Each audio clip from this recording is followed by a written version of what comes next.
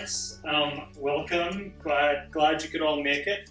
So today we're going to be essentially looking at evolution and what we can learn about evolution by looking at living creatures alive today in the flesh. And so some of you may know that today is actually Earth Day. It's a very special day. And I said in the introduction that Earth is my favorite planet. And that is because of the great variety of life. Plants, animals, fungi, bacteria, whatever. There are literally millions and millions of different organisms and creatures that are doing their own thing on our planet. And Earth is home to all of these, and it is home to us. And you will hear from Caleb in particular that we are all bound together by one family tree. So the question today is, where did all this variety come from? The Earth has given this bounty to us, but really, how did that happen? The Earth is just a rock. Okay, so to begin, I will point out that the Earth is not just home to millions of species today. It has been home to millions of species every time period in its history, back billions of years. And we know this because the Earth has been very kind to us, and it has given us a record back in time. So this, as you may notice, is the Grand Canyon. Highly worth a visit, just for hiking's sake, but from the sake of for scientific reasons, the most interesting thing is if you see on the canyon walls, there are these lines, the layers. So what are these layers? These layers are, over time, rocks and dust and everything has been built up on the Earth and been compacted into rock over millions of years, billions of years. So you can think of each layer of the Grand Canyon, or layers of rocks you may see at East Rock or whatever, as pages of a book that was written by the Earth itself. And on each page, there are another million species to enjoy and study. The question of evolution, then, is the question of how this book, how this story was written over time. As geologists, as scientists, we can go into the layers of the Earth and open the pages and read back in time and try to decipher how that story was put together. And the first scientist, so before I go on to that, this analogy of the book going back in time, I like to liken to a quote by one of my favorite British naturalists, Sir David Attenborough, a lot of you may have heard of. And he said this: "I just wish the world was twice as big and half of it was still unexplored." This is referencing the fact that the world kind of feels like a small place today. We have Twitter, we have Facebook, we have planes, we have, internet and all this stuff. So it feels like we've kind of discovered everything. But first of all, we know of millions of species, but there are millions of more undiscovered. But furthermore, all these pages back in time, each page is another fantastic world for us to discover. So it's not so much that the world is twice as big, it's as many times big as each layer that we have to explore. We're never going to run out of amazing creatures to learn about and understand, both today and in the past. So here are some standout examples of earlier pages of the Book of Life. Of course, the T-Rex, the mammoth, the Dunkleosteus, one of the big monsters of the ancient seas, and this is actually a giant sloth. So it's like as tall as a two-story building, but it's a sloth. Okay, so the first scientist to really get to grips with how this story of evolution, how the story of life was put together, was, of course, Charles Darwin. And in 1859, he wrote an incredibly influential book called On the Origin of Species. That was what it was trying to explain, the origin of species, the origin of all this variety. And we now call it evolution. And it's arguably the best idea in science ever. So what do I mean by that? A good idea in science explains a lot of things by supposing a very small number of things, okay? So Darwin explained millions of species, but But how many things did he suppose? Turns out he supposed 3 things. If these 3 things are true, then millions of species arise and we understand where they come from. Okay, what are these 3 things? The first is variation. You look a little bit different from your siblings and your relatives. Second is selection. You're a little bit better in some things than others compared to your relatives. The third, inheritance. You'll pass on some of your better or worse traits to your offspring. Okay, let's look at how this can cause evolution in some sense. And I'll illustrate it with a bird called a finch. So, number 1 is variation. Let's suppose we have a little small beaked bird here, the finch. And this bird has 3 offspring. 2 of them on the right here, also small beaks that kind of take after mommy or daddy. But this third one is kind of weird. It's got this big, thick beak, and it's a little bit of an oddball, ugly duckling, if these were ducklings, which they're not. Okay, so it's a little weird. But suppose these offspring are dumped on a desert island, and the only thing to eat is walnuts. Okay, so I don't know how many of you have tried to crack a walnut. It's really freaking hard. I wish I could have a big beak to do it. These 2 on the right are going to starve or not do very well. The one on the left, though, has an advantage. With its big beak, because of this variation, it has a particular advantage in that it can eat these nuts. Here's part 2, selection. Nature selects the one with the big beak because it can eat the walnuts. It's the only thing we're on. And the other 2 are sadly less likely to get enough food to last to lifetime. And then the crucial third step is inheritance. This big beaked bird will likely pass on its big beaks if it itself has offspring. Okay, so we have variation, selection, and inheritance. And with this, we can explain the millions of species essentially because there are a million different things to select for. Okay? So we could think of this, as Alex said earlier, as every species has a job to do.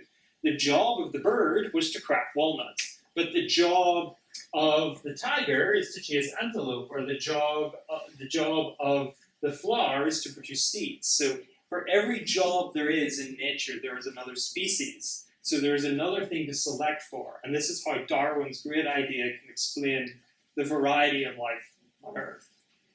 So if you take away 3 things from this talk, then it is these 3. If you take away 1 thing, it is a snapshot with all 3 of these points in it. Variation, selection, and inheritance. Or every species has a job to do.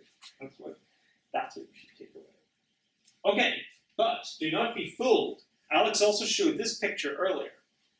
There is this idea of evolution as being somehow progressive. Everything is getting better. Everything is getting newer. There's the iPhone 1, and then the 2, and then the 3, and then the X. Doesn't make sense.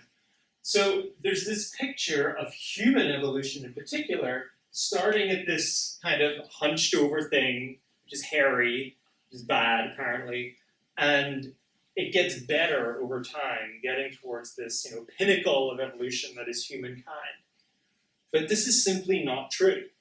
Every one of these intermediate species, back in time to today, had its own job to do. It had a living to make. It was also a product of evolution. And it just so happened that the jobs available had changed. We are better at the jobs today compared to maybe this early ancestor, but it was pretty good in its time at doing its job. So I prefer to think of evolution not as progress, but more as producing a family tree. So you have this early hunched over hairy thing, but there are a lot of branches of the tree of life. A lot of its ancestors ended up looking like a hairy hunched over thing, like our closest relative, the chimpanzee. The next closest relative, the gorilla, the chimpanzee is looking significantly more excited about me pointing at it than the gorilla. And then our next closest relative is the orangutan. I'm not sure if that's what that saw, but trying to cut the tree of life down. No, but it's only one branch that turned into humans. And we're actually still just filling in and finding our closest relatives in these twigs between us and chimps. They've died out, but they were once there. So evolution more creates family trees as new jobs are created. Each twig in the tree of life is another job that has come about. And so Darwin himself was actually the first person to draw a tree of life. And it was not in his book, it was actually in his notes, where he was scribbling a bunch of stuff that I can't read. But you can read, I think, and then he wrote down the solution to all life on Earth. So that was a good thought. I want more thoughts like that. All right, let's go back to that family tree, our family tree that I mentioned earlier. So we have humans over here, Darwin being the best of them. And you can think of the chimpanzee as being kind of like the sibling, brother or sister of Darwin, of us. And the next closest relative is the gorilla. It's kind of like a cousin. The next step over. And these are called the African apes because they all live in Africa. But let's go one step over, second cousin. We meet the orangutan, the one we saw. They actually live in Asia. Okay, and altogether these are the great apes, the family tree. So I want to illustrate a particularly interesting job in the animal kingdom. But I'm not going to use our closest relatives. Sometimes, the most interesting member of the family isn't the cousin, but it's like the third cousin that you're not really even sure how you're related to them. And the example of that is my favorite animal, and it will be yours too, after I tell you about it. And this is the gibbons, the so-called lesser apes. These are our next closest relatives. And they do an amazing thing, a very unique job that they fulfill, and I wish I could do that job too. I'm working on it, I'm padding my resume, but what is it? Okay, so this is where they live. Again, this is their job interview, essentially. It's in Southeast Asia, it's a rainforest, and nature, the earth, has essentially said, find food in this wilderness. So a bird might fly, a gliding squirrel might glide and be a squirrel. But the gibbons do something very, very unique. They do something called brachiation. So brachial just means arm. So brachiation. This is the swing from branch to branch with their arms, essentially, just like an Olympic gymnast. But if they entered the Olympics, they would win double gold because they would put all Olympics to shame. They can leap between trees at 30 miles per hour, 100 feet in the air with reckless abandon, occasionally falling, breaking their legs, but they don't need legs, they brachiate. So, and they have 2 legs to break. So, this is a stately pace given, just to give you an idea of what brachiation is. And I would take this over flying any day. I mean, flying, like everyone's favorite superpower is flying. Mine is brachiation. Unfortunately, we don't have any monkey bars here for me to demonstrate. I couldn't fit them in the door. They're getting wet in the parking lot. Anyway. Okay, so this is the job that gibbons are fulfilling. But if you'll notice, first of all, I could talk more about gibbons. If you have any questions about gibbons, I will tell you about gibbons. But I've been very careful, and I've been using the word ape and not monkey, except whenever I said monkey bars. Ignore that. Because apes and monkeys are not the same thing. If I showed you this, some of you might have said that looks like a monkey. But monkeys are, if gibbons are like third cousin, monkeys are even more distant. They're our fourth cousin. They're actually, they're part of a broader family tree. And you can see this because whereas the gibbon stands on 2 legs like us and uses its arms, it can move its arms above its head, monkeys are more like dogs. They walk on all 4s. And crucially, they have a tail. Very few humans have tails. So you can tell from these 2 differences, monkeys have tails, apes do not. Monkeys walk on all 4s. Apes have longer forearms that allow them to brachiate. That apes and monkeys are actually different branches of the tree of life. They're not the same tree of life. And I'm glad that our ancestors evolved this arm thing because it allows them to do fun things. And look at this ape playing with its second cousin. Yeah, don't you wish you could? Aren't you glad you can do that rather than walk like a dog? Well, I mean, I can't do that, but okay, so we were looking at our closest relatives. Let's go a little bit further afield. And even though you can look at how closely related we are to apes and monkeys. There are some animals, the bat and the bird, that appear to be fulfilling the same job in the animal kingdom. They're both flying. But these are actually not very closely related, as you'll hear later. And you can tell this, again, from the bones, which you'll hear more about from Dalton. So bats fly by, the white is the bones, so bats fly by growing their fingers really long. These are long fingers with skin flaps between them, and this allows them to fly. The bird, on the other hand, has accomplished this job of flight by losing its fingers. So the white is the bone again. They lose their fingers and they use feathers instead. So you don't need to be a close relative to fulfill the same job, essentially. You will hear more about how the bat extended its fingers and how the bird grew its feathers and what it might have been using those feathers for 100 million years ago, later. But for now, let's go back to this idea that every species has a job to do. So Darwin got that right. Darwin is right. There are millions of species because there are millions of jobs to do. But interestingly, Darwin didn't know why.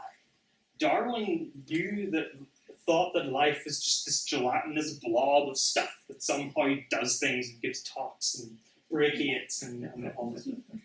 But we now know that life is fantastically complicated at the molecular level.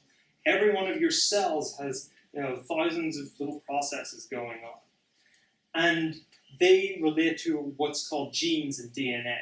And these are the real machinery that tell our bodies what to do. And you will now hear how changes in that machinery are what has shaped the change of life over time. So, thank you very much. Every species has a job to do. The Earth has given us millions of different jobs. And that's why we have such diversity of life. So I will pass over to Caleb. Thank you.